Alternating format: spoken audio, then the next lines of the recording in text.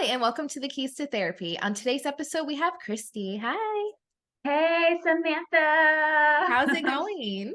Girl, it's going good. It is hot as heck over here. I live in Louisiana, so we're like in the middle of the summer swelter, whatever you want to call it. So hmm doing good just to not be sweating bullets right now.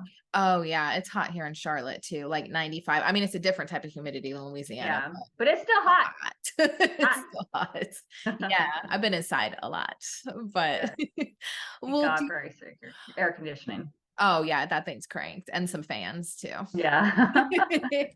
Well, do you want to tell the audience a little bit about who you are and what you do?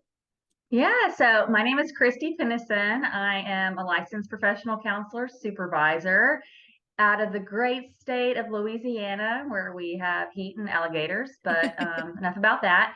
I have been in the counseling profession for a little bit over a decade, which is so crazy to think about that it has been over a decade, Wow. definitely a decade licensed, over a decade post graduate program. And so to think of that, I feel like I'm still young, but I'm like, wait, I've been at this for a while. And so I own a group counseling practice, actually multi-location counseling practice in Louisiana. We have two locations, one in Alexandria and one in Natchitoches. And I'm also very multi-passionate. I'm a podcaster. I have a podcast called Inspiring Possible, where I encourage people to really craft a vision for where they want their Mm. life to go and how to take those intentional steps.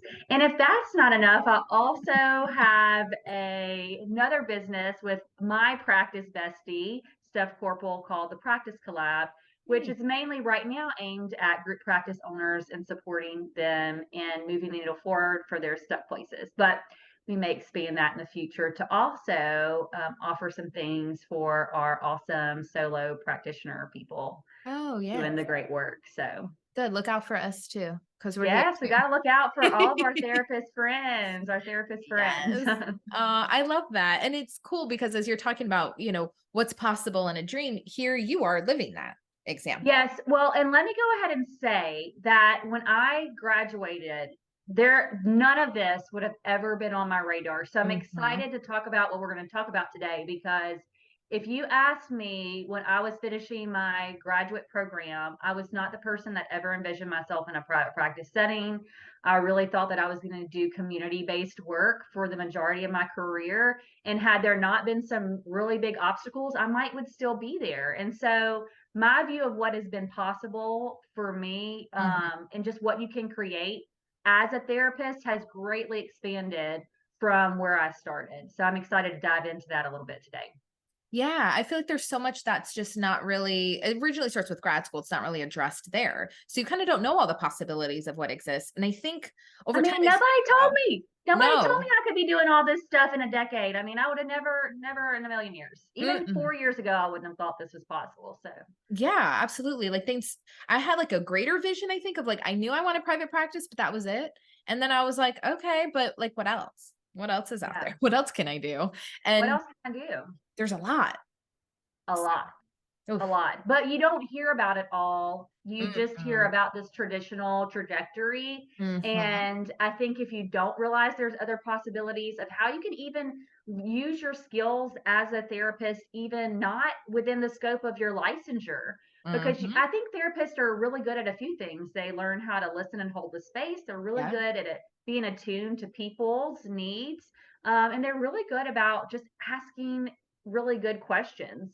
And it's amazing how sometimes I'll just be talking with somebody and they're like, man, you just keep on asking me these great questions. And I'm like, I'm not trying to get anything. I'm just trying to be a human. And this is like my personal interactions. But there are Exactly. skills that we develop that we don't realize how marketable they are, number one, and how Mhm. impactful they can be in creating this awesome change for our communities, other therapists, people that we serve. So the sky's the limit.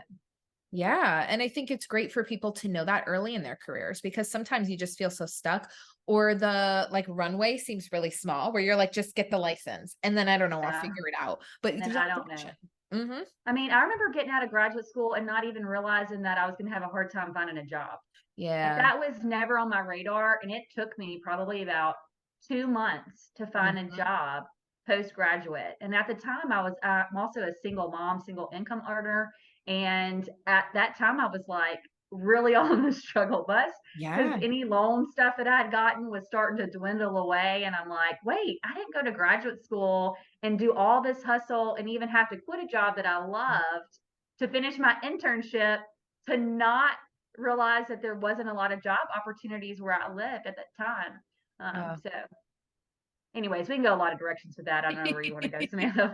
Yeah, yeah. No, you're good. Well, I want to kind of start at the beginning of like, why did you choose this profession? Like, what made you want to become a therapist? Yeah, you know what? I used to think I have a really poor perception of therapists. I have the most ironic story because when I was a kid, I had an experience which I now know was maybe not necessarily therapy or counseling. It was maybe different, but I associated that with counselors and Mm. therapy, and it was not a positive one. And so I remember growing up thinking like that counselors are the devil. And in the South, we have a lot of like Not biblical a things devil. running over here. Okay. And I just thought that like they weren't good people. And Mm. because of my one experience. Now that experience ultimately I think has helped shape me as a therapist because I really try to meet people where they are. Mhm. And I don't try to push judgment or thoughts or opinions onto people. But that one situation or experience shaped my view of the profession. So when I got into graduate or when I got into my undergraduate, all I knew is I wanted to help people. I Mm. just wasn't exactly sure how. And so I actually did an undergraduate in sociology, Huh. and I actually got there by chance. It wasn't like I was decided as a major when I went into my college. I actually started undecided and thought I wanted to do physical therapy. I took one chemistry class, Mm. barely passed it. At the same time, I was taking a sociology class when everybody else was barely passing that. I was thriving. So I was like, maybe understanding people and how society affects us is my jam. And Yeah. so I just went in that direction. And then when I graduated, my first job out of my undergraduate was as a child forensic interviewer. And if Wow. you're not familiar with that job, it's where you are trained to interview children that have allegations of abuse or neglect. Mhm. And it's a very high intense kind of job because you have to typically sit in a room with an earpiece. You have to build rapport really quickly with a child or teen. And then you have to be able to ask them questions in a non leading way to Mm. give them the space to tell their story, but tell their story in a lot of detail because that testimony is going to a lot of times go into the legal process Right. for the allegations. And I remember sitting and doing that job, and I actually loved it. It was very hard on me mentally, but I loved the job. And I kept on thinking to myself, man, I get these kids to get really comfortable to tell me things they maybe have never told anybody else. Or maybe they've told part of the story, but not in the detail that they're telling me. And then I have to wrap up the interview and really hope that they get access to services to deal with this trauma that Yeah. has happened in their life. And some of the stories I heard, I just remember thinking to myself, like, I know that kids are resilient, but I can't imagine having to go through that. And Right. at the time, one of the Department of Children and Family Services workers that brought kids in sometimes, she was telling me that, oh, well, I'm in this graduate program it was actually a master's in school counseling. Hmm. And I'm like, well, you know what? That actually really worked. I had a young child at the time. Maybe I could go into the school setting and then have the same Yeah. schedule as her. And Mhm. so it was also a hybrid. Now, this is again, we're talking about like 13 years ago now, okay, folks. So there was a hybrid opportunity to do this education. Online education was just becoming a thing. Mm. So it wasn't like the norm that it is now. And so I actually drove, there was a college 45 minutes away, and I did part of it online and part of it in person, and got my master's in school counseling and never made it to a school Oh, wow. except for my internship. I mean, I guess it did make it to an alternative school, but that's a whole nother different story. And it really wasn't a traditional school setting, but Mm. yeah, I never made it there. So that's what actually pushed me into therapy and becoming a therapist. It was a very not linear path. I didn't Yeah. know what I wanted to do. It was kind of just taking the turns as and following what I felt like the direction I was supposed to go into.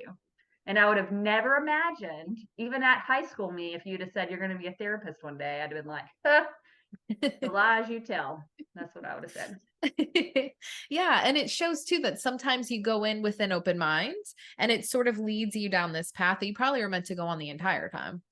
Yeah, exactly. And I think, I'm very fortunate that I've had a lot of positions, very different positions of in different settings Mhm. of work, whether it be as a counselor or even prior to, that really shaped me because actually my first undergraduate internship, I did an internship there for sociology, was at a homeless coalition. Oh, So I wow. dealt with a lot of different mental health things there of Mhm. serving homeless population and yeah, so it's just really been interesting to see where the path has taken me out of never guessed. So the first job that I had after graduate school was working with juveniles that had gotten involved in a lot of times in the juvenile justice system.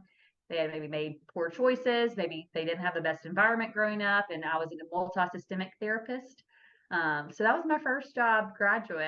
postgraduate. Uh, really interesting.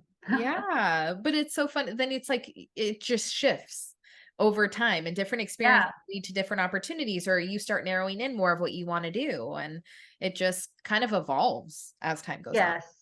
Yes, and I think you have to remain open. Sometimes Mhm. you can have a clear vision, and we're gonna talk about that in a minute, but I do think you have to be open to different possibilities Mhm. and giving yourself opportunities to experience different settings to really find where you thrive.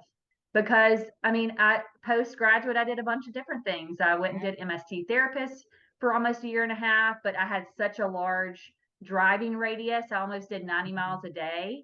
Oh, geez. So yes, I was a road warrior. And okay, and Samantha, at the time I had a car that had no cruise control. Okay. Which means that my leg was on the pedal a lot of highway miles a day. Yeah. Whew, I don't want to go back there, but I did that. It taught me a lot, and Yeah. then it opened the door to the next opportunity, which was working Mhm. at a it's called the Youth Challenge Program, which is an alternative school for teenagers, Oh, wow. and it was ran by the National Guard in our state, and kids would come at ages 16 to 19 for about 6 months to learn life skills and get their GED, which is now the high set Hmm. at the time. And so we would counsel them while they were there.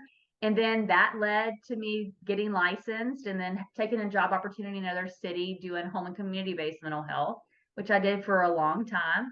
Wow. And I would have never guessed that all of that would lead me to here. But it Right. was remaining open and never burning a bridge. Mm. Never burning a Mhm. bridge. That's really good advice though, because sometimes even if you don't like the place you're at, you're still pulling lessons from it. Yes, you're There's still always going to takeaway. learn something if you're remaining Mhm. open to learning. And Yeah. I think one of the things that makes a good therapist is somebody that is always willing to learn and always Mhm. willing to be self aware and open to feedback. Because if you Definitely. can't take feedback, then how can we expect our clients to take feedback? Mhm. Yeah. And how will you grow? How are we growing? Yeah. I don't know. Yeah. That rhymed. That's a tagline. but but yeah, so I think for you, I know a lot of what you focus on is helping people build like their dream life, dream career Hmm. path, kind of getting, I guess, establishing that vision and what that will look like. So why do you think it's important for newer therapists, especially, to kind of have some idea and start developing what that dream path is going to be?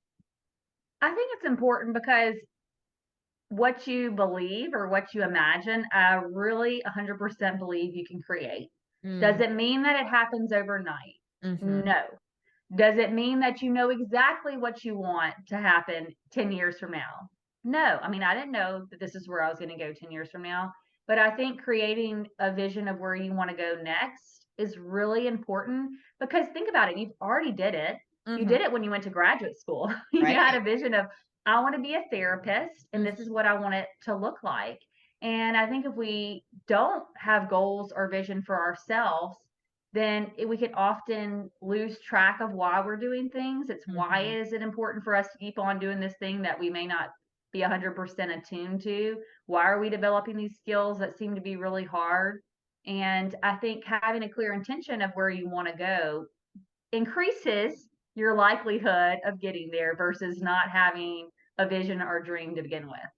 Yeah, I think that makes a lot of sense though, because it's hard. Like some of the jobs you were describing, that's hard work and Oh, yeah. putting a lot into it. So if you don't have an end goal, or at least like a general end goal, right? Like I know for some people, they might not know the dream job, or they might know like the population they want to work with, or the hours they want to work, or they may know like elements of it, but not Hmm. the whole picture. But you're right. If there's not some kind of pathway, you're going to feel day to day like, what am I doing this for? And the dream could start out by just what kind of ultimately you want your life to look like. So I know for me, my first job out of graduate school did not pay me much more than Mhm. the job that I had in undergraduate. But it required a lot out of me. And I tried it for a period. It taught me a lot of good skills of how to do a lot of case conceptualization, amazing treatment planning, follow up, consultation. I mean, the paperwork was so intense. I learned so much. Okay. And I've dealt with a really challenging population that you had to really be creative and resourceful and you had to be collaborative.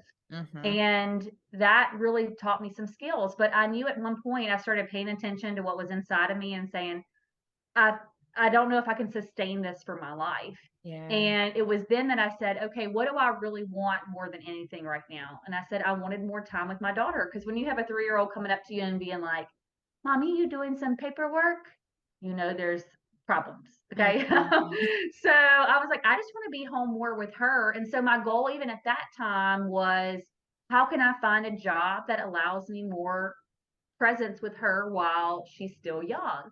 And I took a pay cut and I actually made less than what I made as an undergraduate Yeah. person.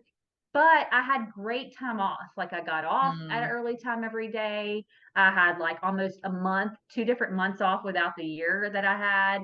So there were benefits to that season of life, but I had to get clear on what my priority was then.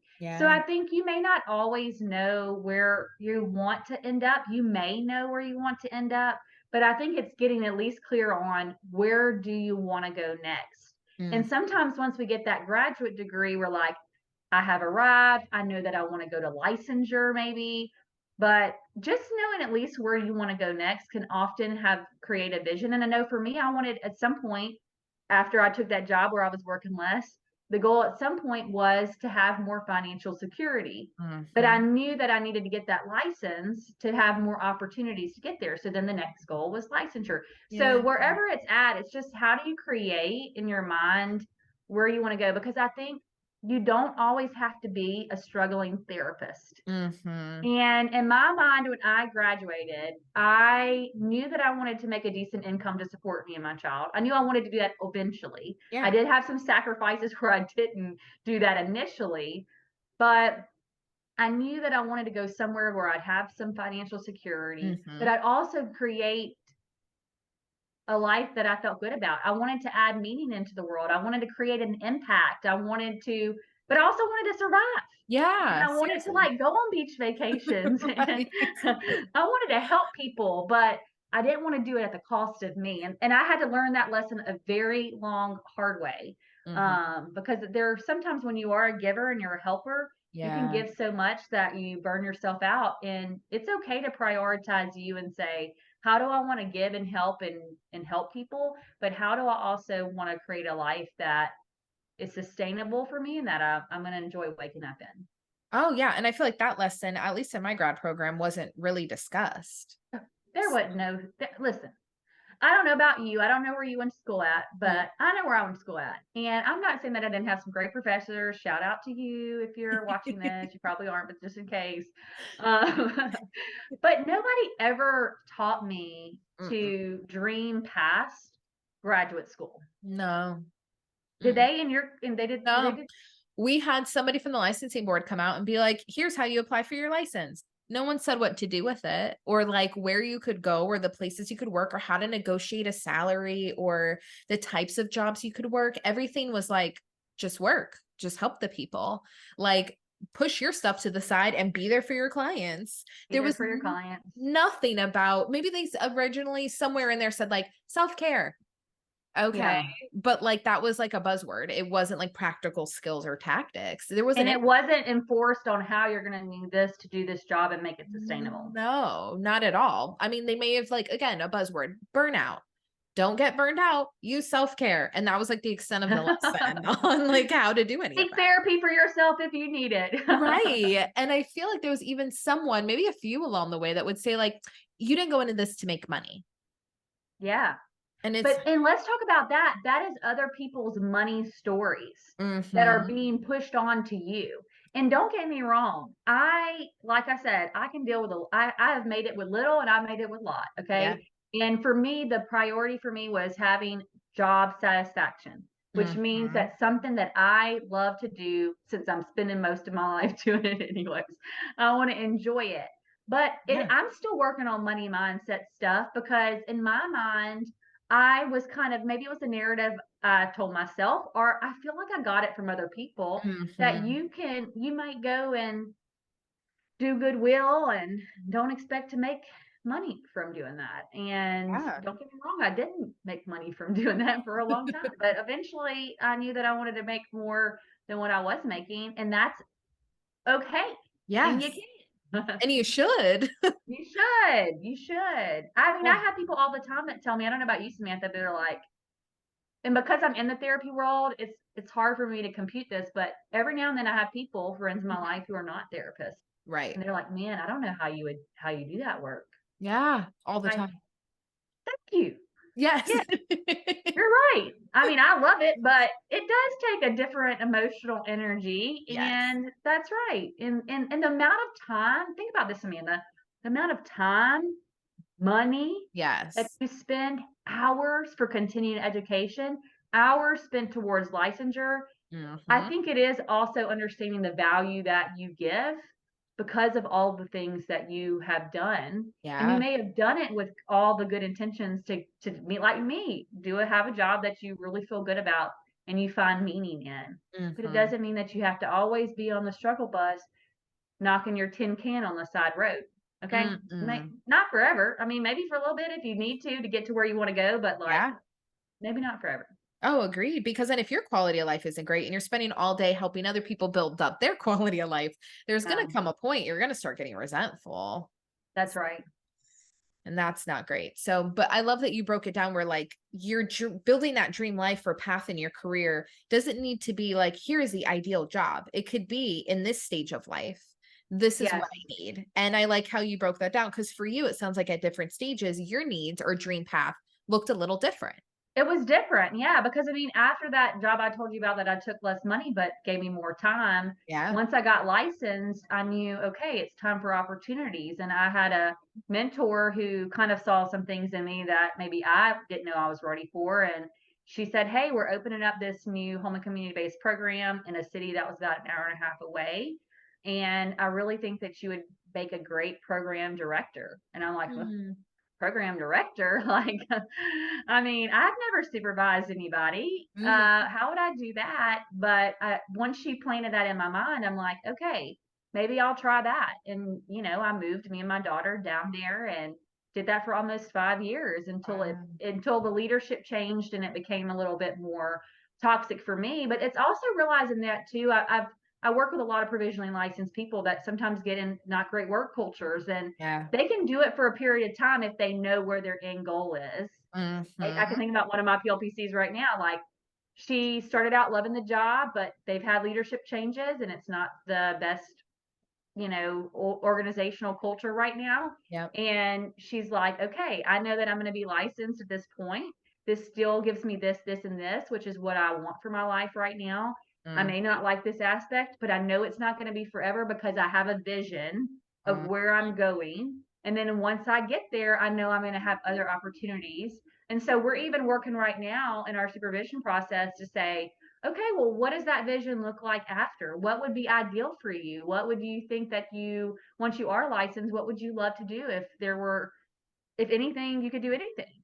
And Yeah. so it's kind of almost giving yourself at the different stages those opportunities to dream like, okay, once I get this, Mhm. what is the possibilities for me? And going to ask some questions about what that may look like.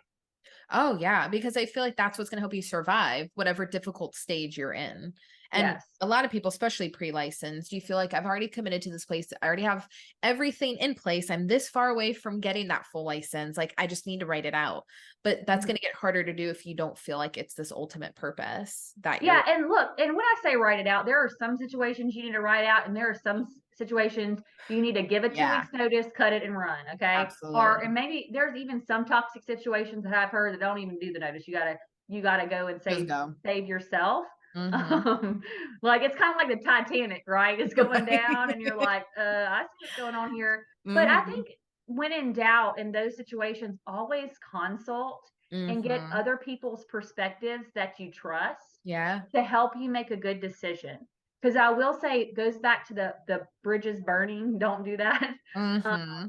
I now have a group counseling practice, right? Yep. And a lot of the people that were first employed here are all people that I had some relationship with in the community that I'd worked with. And it might have been 5 years ago. It might have Mm-hmm. been 7 years ago. And the reputation I built for myself, the way that I held true to my values, the way I interacted with other people, then helped me be able to craft this vision and Yeah. add awesome team members when it came time to doing that, because those relationships had been built and it was reciprocal give relationships. How can I help you? How can Mm-hmm. I help you meet your goals and visions? How can, here's my goals and visions. Is there stuff that you can do for me? Yeah. Like, but being in that collaboration and having those relationships, you just never know where they're gonna go. And in a Oh small yeah. community, if you're a therapist, the therapy community is smaller than you think. And Yes. making sure that you're doing things where you're exiting in a really good way Mm-hmm. often helps you be able to, really go the distance in your career, because you never know where it's going to end up. Absolutely. And like you said, your job's taking you to different places. And so does most people's, right? Like, Mhm. a lot of times nowadays, especially people don't tend to stay at the same job for 30 years like they did in the So past. So you don't know who you're going to encounter when or where, or who knows who, especially in those smaller communities. So it's yes. good. It's good Well, look, advice. I had somebody apply for something even out of state, and I'm Oh, talking about a whole nother part of the United States that was mhm. moving in this area. But guess what? Because I'm in online communities with different group practice owners. Mhm. I knew actually the group she was coming from. I knew that group was very reputable, Mhm. and then it made me definitely consider her as a candidate for position because I Yeah. knew where she's coming from. So even that, you know what I'm saying? You think your Yep. world is small, it's actually, or you think the world is big, it's smaller than you think. And so Oh, just make yeah. sure that you do things with integrity and Mhm. honor, I think goes a long way. Oh, for sure. And that's something else, again, that wasn't really addressed in my program, at least. There wasn't Yeah. anything about networking and relationships and reputation. It was just kind of all about the client. Here's what you need to be doing. Here's who you should be for them, not really for Yeah. yourself or your coworkers or your supervisor or like any other relationships, really. Well, and that's a really good point because I think if you want to expand your view of what's possible for you Yeah. in your future, then expanding your network Hmm. is how you're going to expand those possibilities. Absolutely. Number one, making sure you're clear on your values. And again, working with integrity. I cannot say that enough. Ethical integrity, trying Hmm. to do the right thing, not when anybody else is looking, because there will be people in this field, I hate to say it, that you will encounter that are not always trying to do the right thing or doing things with integrity or doing things even always ethically. Yep. And you want to be able to surround yourself with people that are the people that you want to emulate Hmm. because and you want to be able to grow those relationships because you want to be able to know, like, if I have to call. I remember when I moved back to this town to start, I started off as a solo practitioner. I moved back to my hometown, had Hmm. been gone for 5 years, and to start the private practice. And I remember I'm like, well, I've been gone for 5 years, a lot has changed in 5 years, I don't really know anybody anymore, like, but what did I do? I started with people who I knew. I Hmm. called them up, asked them if I could go to like a lunch or coffee with them and reestablish some of those relationships. Yes. And what helped me build traction as I was trying to just get anybody, any kind of clients come through the door was my former relationships Hmm. and being able to draw on those to let them know what I was doing in the community. Yeah. Let it be known. Hey, I'm back and Yeah. here's what I do. But I guess it's going back to you want to get around people that can support you, that can mentor you, that you can even mentor if you get a little bit further down the road, Yeah. and that you can collaborate with. Because also when you're by yourself too, I didn't never think about this, but when I was a solo therapist, I needed people to consult with. And I remember I Mhm. had a crisis situation, so I had built a relationship with a local psychologist in town, and I sure did call her up and say, "Look, I have a question. I really need a consult, and I don't have anybody available to me right now. Would you Yeah. mind consulting on this case with me?" And she was able to validate my decision making process that I was then able to document because I was really concerned about some safety situations with the Mm. client. So, Yeah, so that you have to have that community and that network, mhm. especially like you said, when you're solo, because you're never gonna get to a point where you know everything. No, So, no, and if no, you you are won't. there, something's And if you wrong. think you know everything, you may need to get back in supervision again. I'm just going to throw that out there, okay? Yes, because nobody does. But No, I have been doing this for, again, I'm sure in 2 decades, and I'm gonna be like, I'm gonna do this for a really long time. When I get 3 decades, I'm gonna be like, whoa, this is really long. yeah. But I don't care how long you get further down this journey, you will always have to be open to learning, and you will not know it all. I used to think Mhm. that everything that could possibly happen has happened. I know how to navigate this at this point, but Right. there will still be things that'll come up in our practice, and I'm like, wow, that is a great question. We need to collectively consider the best way to Yeah. do this. Exactly. There's always there a learning, it's always a learning process. So Mhm.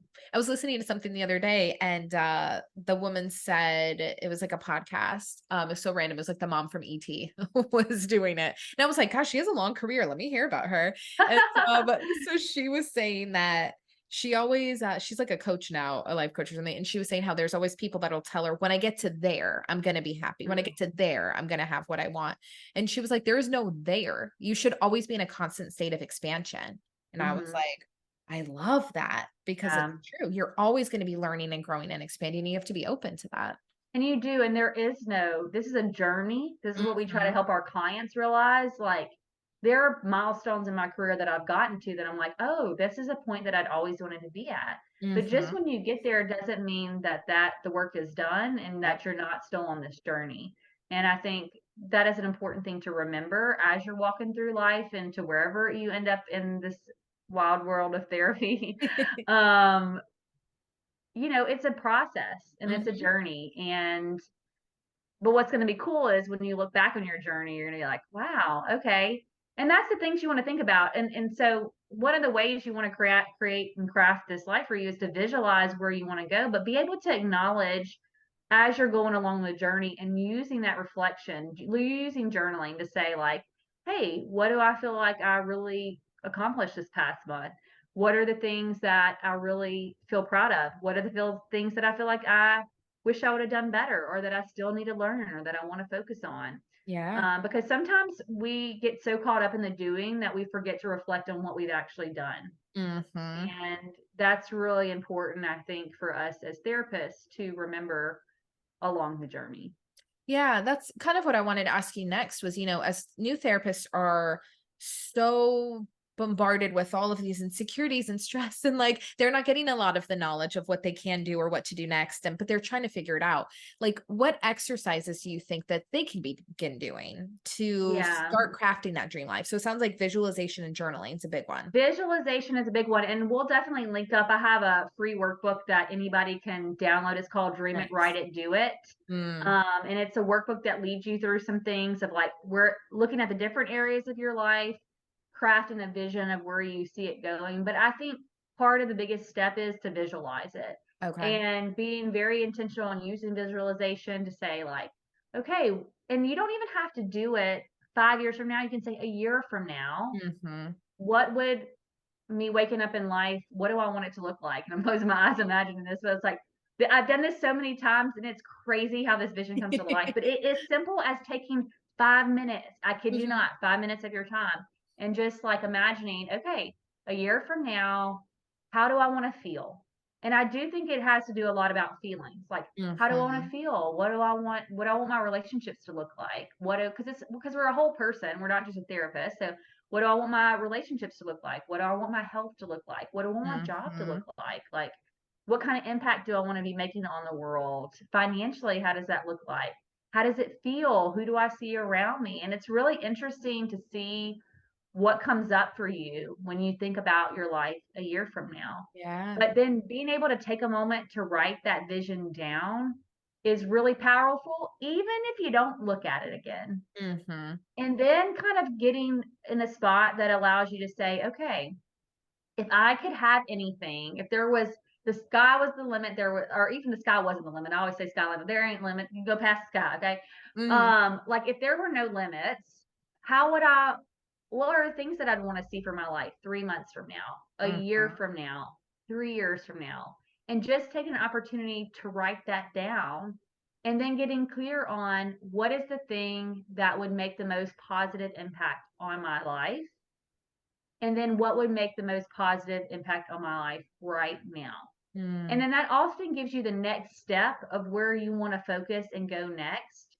But then it also is getting clear about like, who do I need around me to help me create this? Mhm. I mean, one of the things that has helped me tremendously is support and accountability. Oh, If yeah. I didn't have those two things, there's no way I would be sitting in front of you talking about all this stuff. Like, just wouldn't have happened.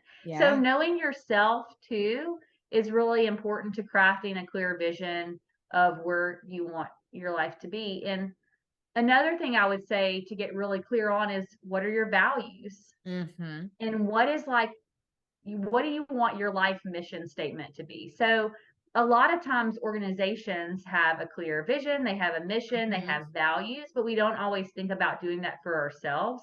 But Right. I think knowing what is most valuable for you, and then knowing your mission, whatever that is that you want to put out into the world for not only yourself, but for the people that you serve, that's going to really help you in your decision making. Because then if things are not aligning with your values, you can make decisions to move outside of that. So I Mhm. did that home and community based job, and I actually ended up, it went from like no people to a lot of people. And by the time I walked out the door, I think there was like 50 people I was responsible for. Oh Okay. gosh.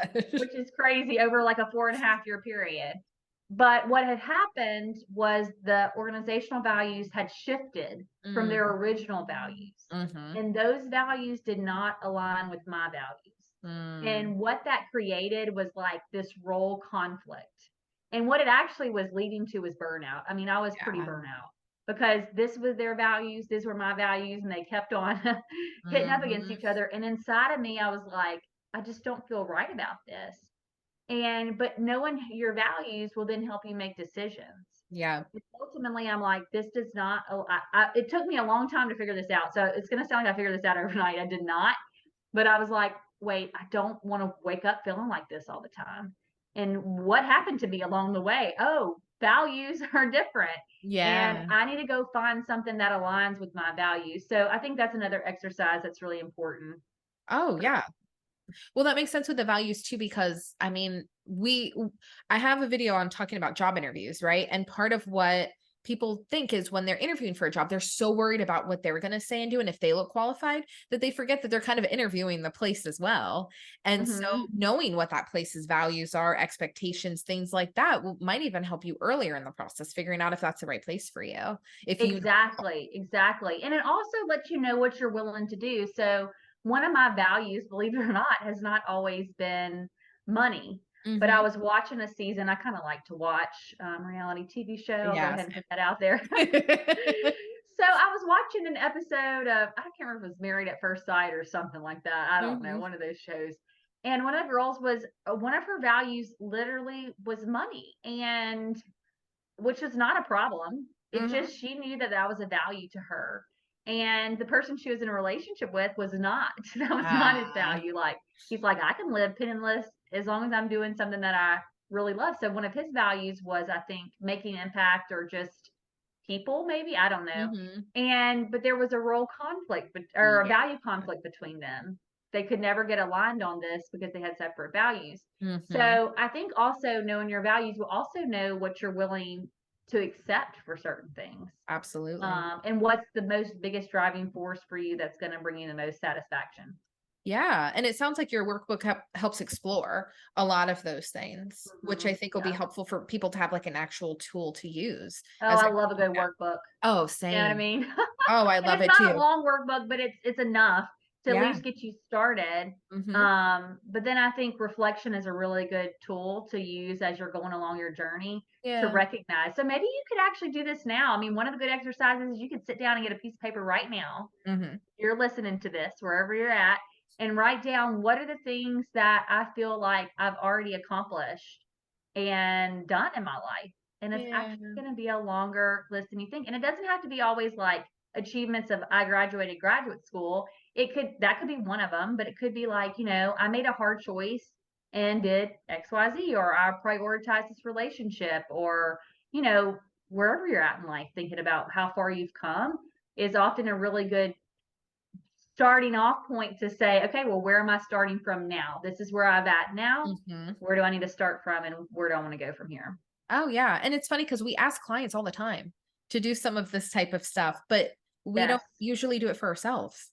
Yes. And you have to take the time to do it for yourself, Mhm. especially if you're going to make it, I say make it, but like sustain Yes. enjoying this work, Yeah. because you have to know always why you're doing it, but you also have to know why it's important for you to take care of yourself and Right. prioritize yourself in the process. Oh, yeah, because there's so much burnout that can happen in this field, and I think a big reason why is because of the things you're saying is people don't understand their values. They're not prioritizing maybe some of the things that help them recharge to be able to do some of this hard work. And Mhm. typically in the beginning of your career, you're seeing like the populations that are the toughest. Yeah. So people can get Exactly, stuck because you early. are a natural. Most of the people that are attracted to this field are givers. They Yes. are givers, they are the helpers of the world. Right. And when you're a giver and a helper, it is hard for you to receive help, but Mhm. also be able to help yourself. And knowing the reason why that you're the most powerful, like if you're going to help people, you have to be able to help yourself and get help too, because Mhm. if you are not in a good place, there's no way that you can help other people. And I'll be honest with you, you want to say something that does harm in this profession, I'm just going to call it out there after what I've seen, Do is it. people not doing their own work and getting their own help. Yes. Because I have seen people do a lot of harm because they're projecting their own stuff onto people that are sitting across from them. Mhm. And for you to really go the distance and be the greatest agent of change, taking care of yourself, and it doesn't always have to be like, you don't always like maybe always have to be in therapy or always have to be doing this, but doing things to fuel you is very important to go the distance and be able to fully show up and help other people. Oh, for sure. And I think, I wanted to get into like what barriers that therapists may have as they're trying to craft this dream life. And I think that's part of it. Maybe some of their own stuff can be a barrier at Their own times. stuff, and then I can remember when I was really more in a hustle mode. Hmm. Like I want to like do this right. I didn't always have good boundaries Hmm. of my time, I think. And so I think that's a big barrier for therapists to crafting their dream life is not clear boundaries. Yep. You know what I mean? Hmm. And then also not taking the time, because they'll say, I will do that when blank, Hmm. or I will take the time for myself when this, and I've got to do this now, or I don't have time to sit down and visualize I don't have time for that. I have to do this, this, this. And oftentimes, you may have multiple roles that you play in your life. You may be a parent, or you may be a sister or brother, or you may be a wife or husband, or you may be a partner to somebody. I mean, you may volunteer in the community. I mean, there could be 1,000 hats that Oh, you're yeah. wearing. But I think part of the barrier is that people don't realize, number one, the power of setting Hmm. a clear vision for their life, but they say, I'm too busy, or I'm putting all these other things first, and then I'll do it one day. And so I think it's important to just realize that one day is now, Hmm. and it's never too late to start, and it's okay if you haven't done it, but why not? What Yeah. is the worst thing that's going to happen for you taking 10 minutes, 5 minutes, 30 minutes, Right. or doing this a little once a month, sitting an hour date with yourself to reflect and set goals and to visualize. Like, what's the worst thing that can happen? Well, let me tell you what's the worst thing can happen. There ain't no worst thing. And the best No. thing that can happen is that you're going to wake up in the life. I mean, I swear I walk around my neighborhood, and I'm going to be emotional if I say this too much, but like last night, there had been this big thunderstorm that rolled in, but it was cool. It was actually cold. And I walked outside in front of my house, and as a single mom 10 years ago, I'm getting emotional. Yeah. If you would have asked me that I would be traveling to where I want to travel to, that Right. I am creating an impact in my community. See, I just knew it's going to happen.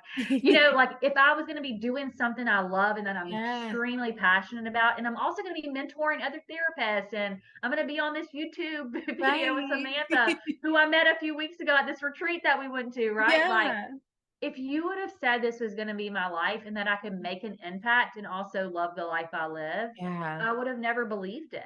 But Mhm. what I've learned is the worst thing that can happen from you creating a vision is you might actually wake up in the life that you envision. Right. That ain't bad. No, That's you hold good. yourself That's accountable great. to it. Yeah, I think So, the worst thing if you don't is that you look back and you're like, I've used up all these years. Like you were saying, like it's been a decade for me too. I yeah, graduated in 2012. So it's been over 10 years too. That you look back and if you don't craft that vision, you don't have some kind of idea of what that dream life is going to look like for you. Then you look back and you're like, oh, I've been stuck for 10 years. There goes that yeah. decade. There goes all that time that I wasn't happy, or the relationship suffered, or your money, or freedom, or whatever else it is. And you don't get time back. You don't So, get time back.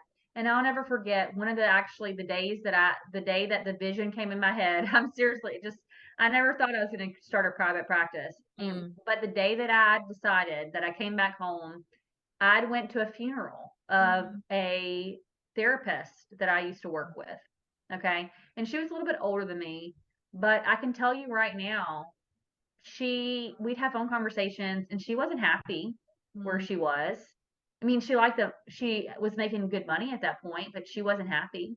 She was very always like complaining about the different things that she was having to do because of the toxic culture. And um, I just remember going to her funeral and thinking like, man, I know there were some aspects. I'm not saying that she wasn't happy overall, but I just remember not getting the sense of joy from her when I was around her. Like, she wasn't one of those people that I'm like, oh yeah, she loves life and she's really excited about the life good she's energy. crafted for herself. I did not get that energy. She might have been, so I don't know. Mm-hmm. But I look at hers and I wonder, like, was there things that she wished would have been different about her life if she Yeah. could come back and tell me? Um, yeah, and I just think we don't want to live a life that of regret. Who wants Mm-hmm. that? And it doesn't mean that we won't learn things or make quote unquote mistakes. I don't think anything's a mistake. It's just a learning opportunity. Agreed. But it doesn't mean that we're gonna try stuff and it's not gonna work out the way we want to, or we're gonna craft a vision and it doesn't come to life exactly how we Mm-hmm. imagine it. Yes, all those things are possible, but if we at least give ourselves the space to dream, we might actually end up in it. And that's what I want to encourage therapists to be able to do. Yeah, I love that. And sometimes, like you said, the dream shifts and changes. And, I think for me, I always knew private practice, but in my head, private practice meant like movie private practice, right? It's this big office and it's all the glass and it's the secretary and it's the fancy whatever. And then The COVID button that they push before they come in the door. exactly. And they're sitting there waiting and I'm like, come in. And I'm fancy They too. look so serene and chill. Like, I don't know Yes. if you know those TV therapists, they just are like, Yes. And how are you doing today? Mm-hmm. And our you're time is done. exactly. And the clients magically know it and just suddenly get up and leave. And like it's Yeah. perfect. And so that's kind of what I always thought in my head, even though I'm like, that doesn't totally fit who I am, but like that's what you're supposed to want, right? And then when COVID hit and I was like, oh God, virtual, I don't want to do virtual. And now I can't imagine going back to like fully in person. And I can see clients all across a couple different states and they can take their lunch break where before it was a barrier for them to come to treatment. Like all these things that shifted and changed completely from what I originally envisioned. So it's like half of what I wanted because I have the practice, but it looks totally different than what I thought. Yes. So, but it's like you were saying, have at least like a general idea of what you want, and other things and circumstances in life and all that stuff will And change. listen, it can always change. It That's could the great again. thing about crafting a vision. If Mhm. you like wake up and life is different because of an unexpected thing, you can always recraft the vision. Yep. And a great example of this is, when I was 22, I became pregnant unexpectedly. That was Mhm. not a part of a vision of my life. Right. In fact, I had a very different vision. I was going to like go to graduate school in human services in like Ireland or something like that. Okay, Aw. let's just be honest. Yeah. And so the vision of being 22 and being a single parent was not my vision for my life. But what I was able to do is recreate another vision Mhm. of, okay, well, this is now I'm responsible for this tiny human. Mhm. I have to recreate what that vision looks like.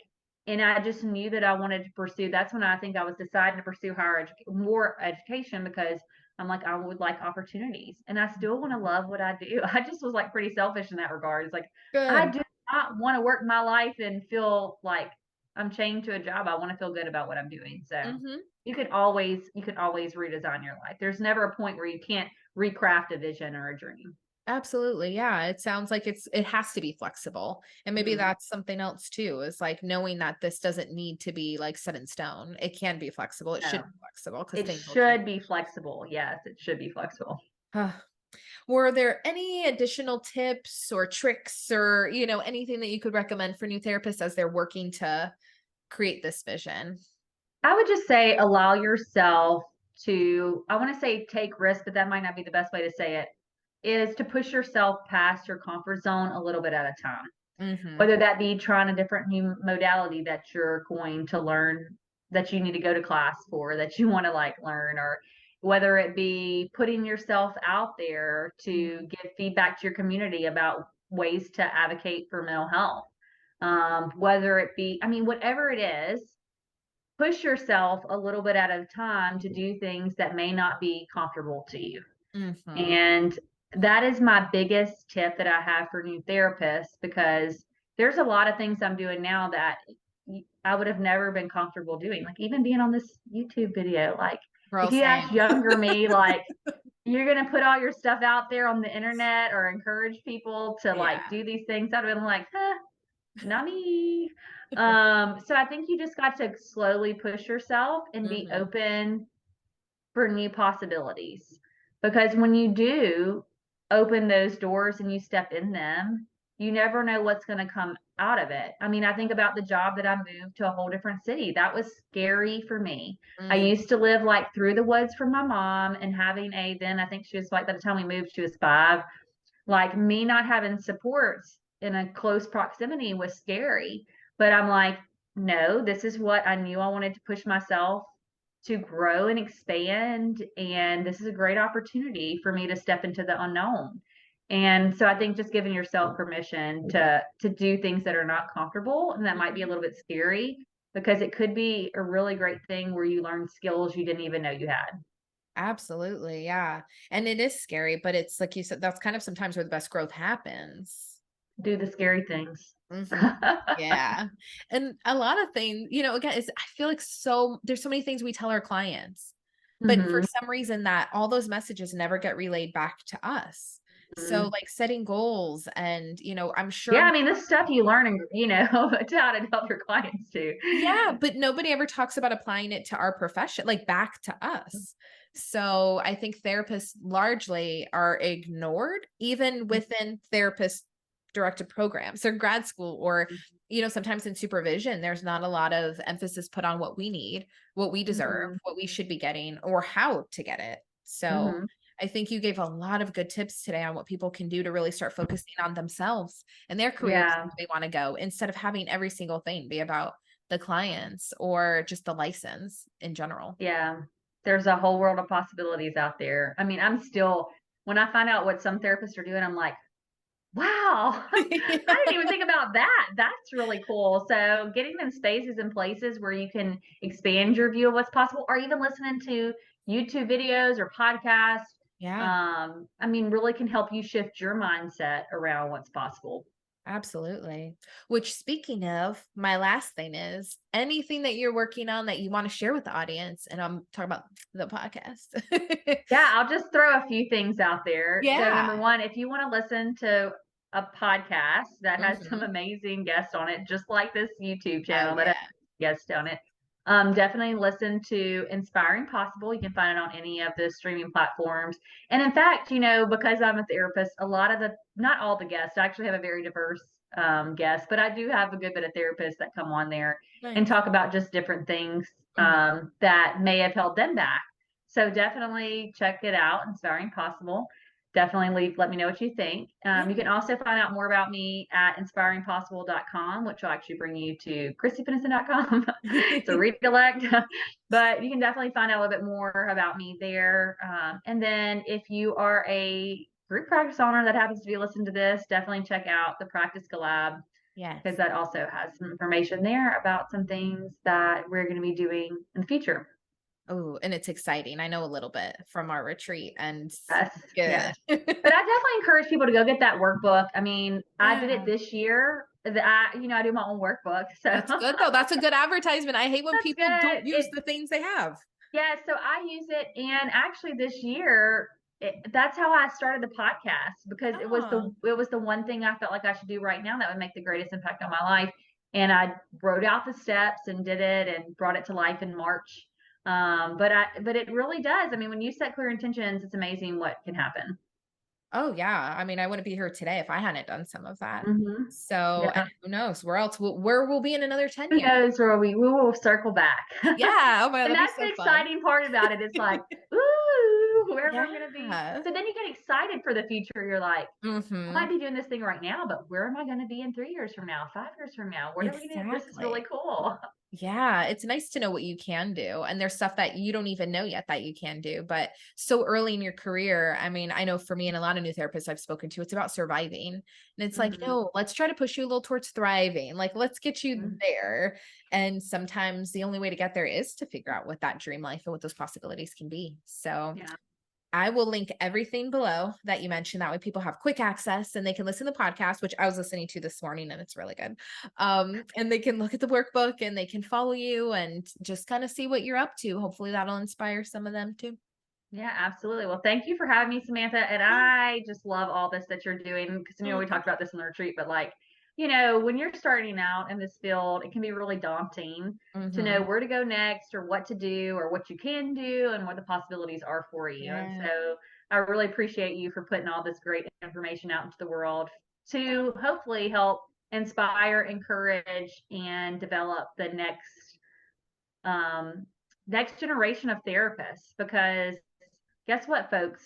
The world just keeps on getting a little bit more different. Oh, I'm going to say it in a nice way. So I think yeah. we need people that really do care about helping people learn how to live, but we've got to learn how to do it ourselves. Exactly. And I'm hoping that some of the lessons that, me, you, other guests are able to share will help newer therapists maybe speed up that process of thriving and not be Yeah. stuck in surviving as long, like maybe some of us were because we had to be. Maybe they'll learn Yeah. some of the lessons not the hard way. Yeah. Cause I mean, I believe therapists are the world changers. Oh, I'm a yes. little biased, but I really think you can create such an impact on Mm, people's lives that you never know the trickle down effect of how it's going to affect generations or communities or whatever. So you absolutely. are the world changers. You just got to Yes. make sure you take care of yourself and allow yourself to also create a life that you feel good about. And we need you guys. Yes, we So do. well, if you guys want to follow along with what we're doing next out here, then go ahead and subscribe below. And you will also see the links for my email list where there's some like discounts and freebies coming through, and my new Facebook group for new therapists. So follow along with us, and I will see you next episode. Thanks, Christy. Bye.